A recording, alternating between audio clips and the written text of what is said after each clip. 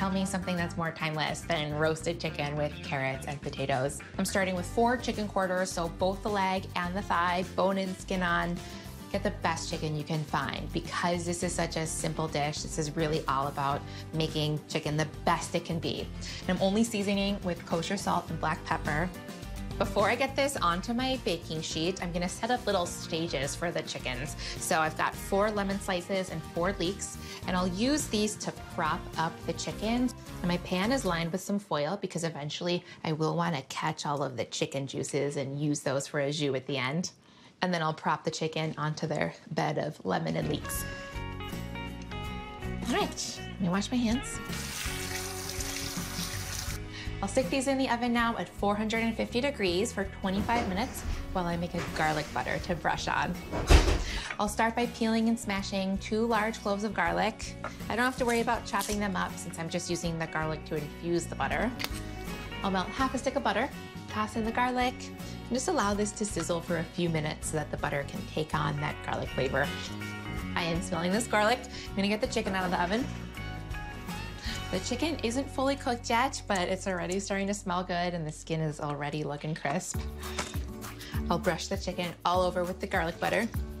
Okay, now with all of the juices and the butter that's fallen down onto the pan, I'll use those to toss my carrots in. I've got 4 carrots here, and I'll just roll them around in the chicken juices and the excess butter that's fallen to the pan.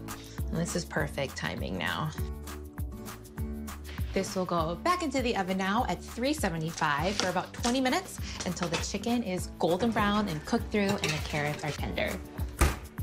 Now we'll get going on the mashed potatoes. I've already boiled my potatoes. This is 2 pounds of Yukon Gold potatoes. Yukon Golds are the butteriest, creamiest potatoes, and I've riced them so they're fluffy. And now I'll pour in a bunch of dairy to make them creamy and delicious. I'll add a 1/4 cup of whole milk, 1 cup of heavy cream, and 6 tablespoons of unsalted butter. And then I'll season with some kosher salt. I'll start with 3/4 of a teaspoon and then add more as I go in case it needs it. Then instead of black pepper, I'm using white pepper so that the potatoes stay pure and white. I'll stir this around just to allow the butter to melt and everything to get heated through. Potatoes are done. I think I'm smelling the chicken. Hello. I can practically see my reflection in this glossy chicken. It smells heavenly.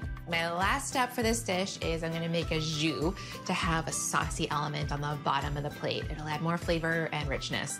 So I'll spoon off the juices that have accumulated at the bottom of the pan and spoon it into a saucepan. Okay. Since there is a lot of fat in these drippings, I'll cut it with some chicken stock. These drippings are gonna have the lemon and the leek flavor too. So I'll just swirl this around. Okay, I'll plate this up. I'll start with the potatoes.